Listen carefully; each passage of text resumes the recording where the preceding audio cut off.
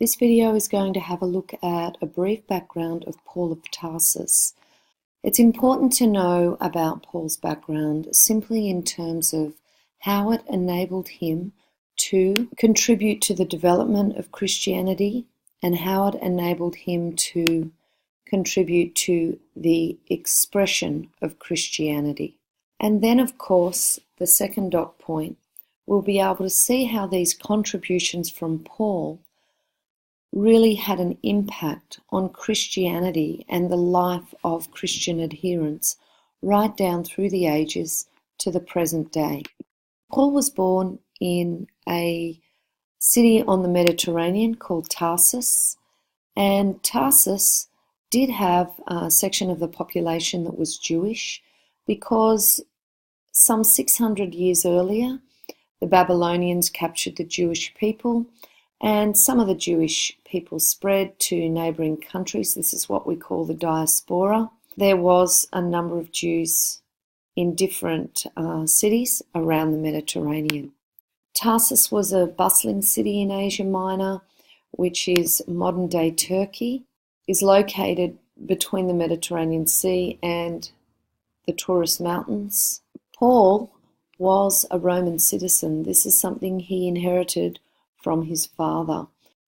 Roman citizenship was very highly prized. You could either gain Roman citizenship through military service, you could pay a high price to purchase Roman citizenship, or it could be inherited as part of your birthright.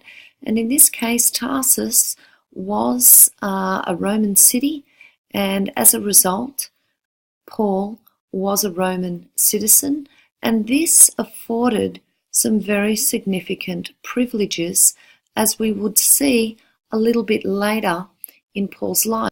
In particular, that he could move freely throughout the empire, that he could not be flogged or beaten, and that he was afforded a Roman trial if ever he got himself into trouble. And at Paul's birth, Caesar Augustus was the emperor, and at his death was Emperor Nero. So Paul was a Roman citizen, and we see in these Bible quotes where he wasn't flogged or beaten because his Roman citizenship was recognized. In other places, he just had to cop it, and he was actually beaten for his missionary activities as a Christian. Look into these quotes to flesh out your knowledge.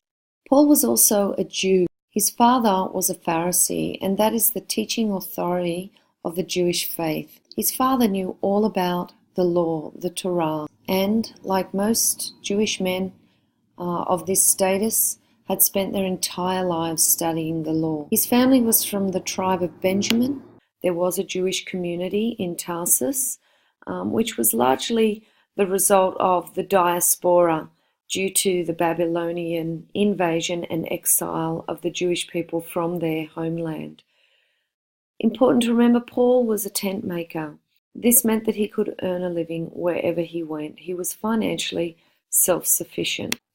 Paul, as a younger man, probably at the age of around 14, travelled to Jerusalem to study under the famous rabbi Gamaliel.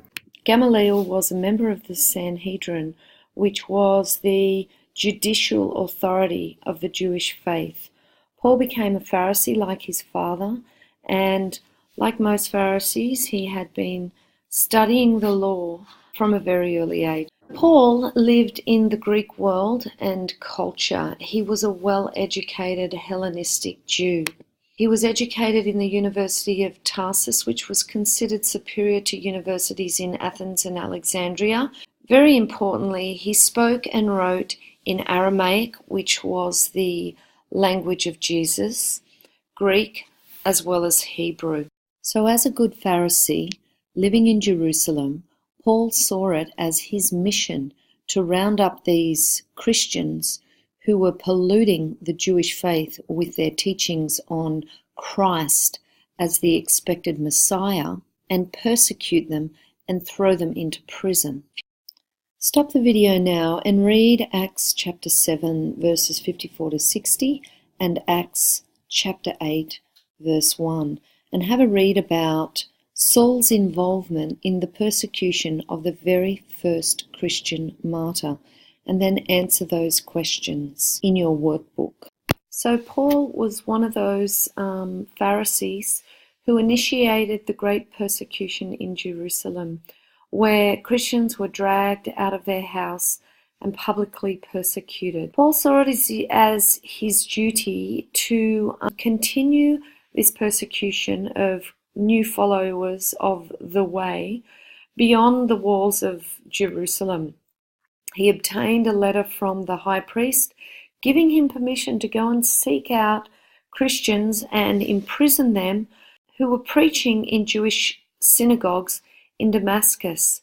However, on the way to Damascus, he never intended to have a conversion experience himself. So now stop this video, read Acts chapter 9 verses 1 to 19, answer these two questions in your workbook so that you can learn about Saul's conversion experience, where he became Paul and the most important Christian after Christ himself. So here we have a brief overview of what Paul did after this conversion experience. Have a look at those Bible references to flesh out your knowledge in more detail. Paul's conversion experience is important, particularly for our later dot points, his contribution to the development of Christianity and his contribution to the expression of Christianity. It's this encounter on the road to Damascus that he had with the risen Christ that becomes the foundation for his preaching.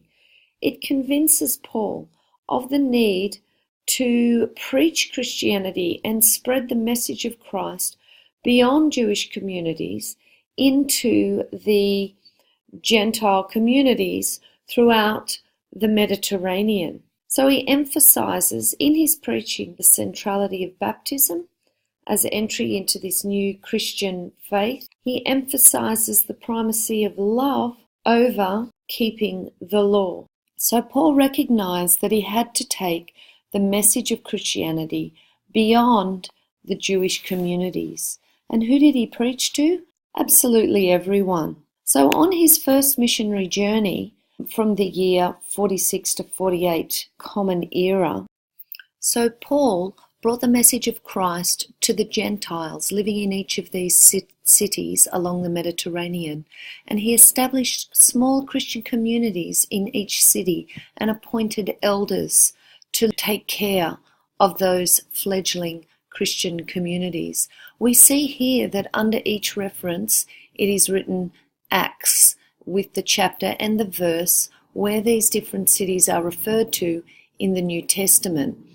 It is generally accepted that the writer of Luke's Gospel was also the writer of Acts, and he actually wrote Acts before he wrote Luke's Gospel.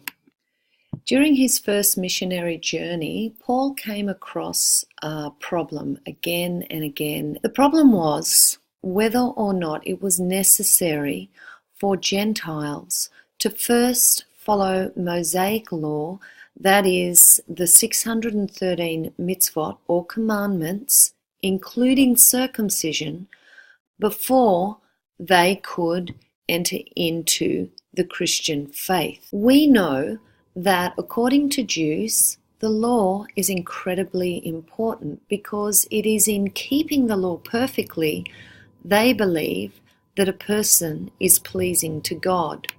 So Paul, arriving back in Antioch, travelled down to Jerusalem and met up with other church leaders such as Peter and James and many others and discussed this issue of whether or not it's necessary to follow Mosaic law before you could become a Christian.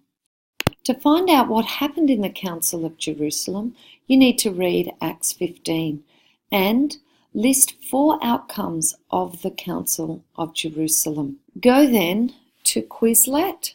There's a quick quiz. So in this game you're required to match the question with an answer and they both disappear.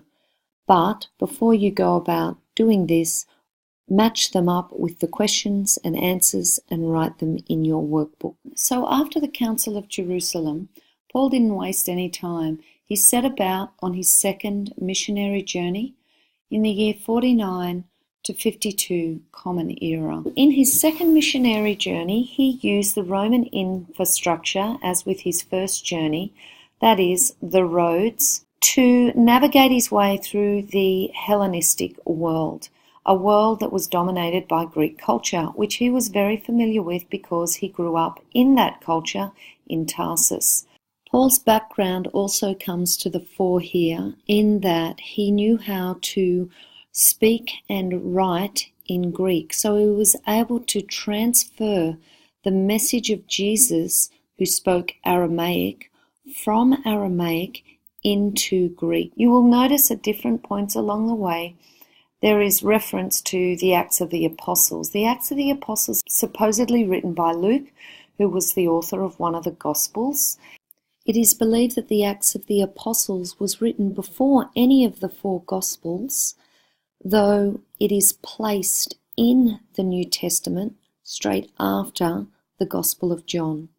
You'll also notice some very familiar names of Paul's stops along the way. For example, Ephesus, Philippi, Thessalonica, and Corinth. In each of these places and many more, he established those early fledgling Christian communities, and he wrote letters to those communities. For example, Paul's letter to Ephesians, his letter to the Thessalonians, his first and second letter to the Corinthians. Those letters make up 1/4 of the New Testament, and Christians still refer to those letters today to gain a deeper understanding of their Christian belief, to receive guidance in how to deal with different ethical issues that arise in their lives, and also as a means by which to understand Christian practices such as baptism.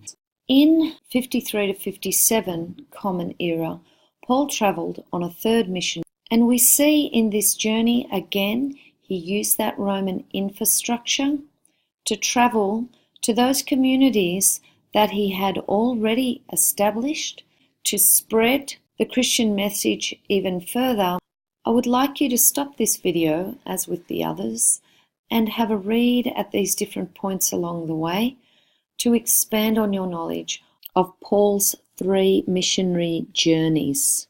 Note here that he didn't return again to Antioch, he returned to Jerusalem. And it's here where we see Paul will be arrested on arriving in Jerusalem, and he'll then be sent to Caesarea, where he's imprisoned for 2 years.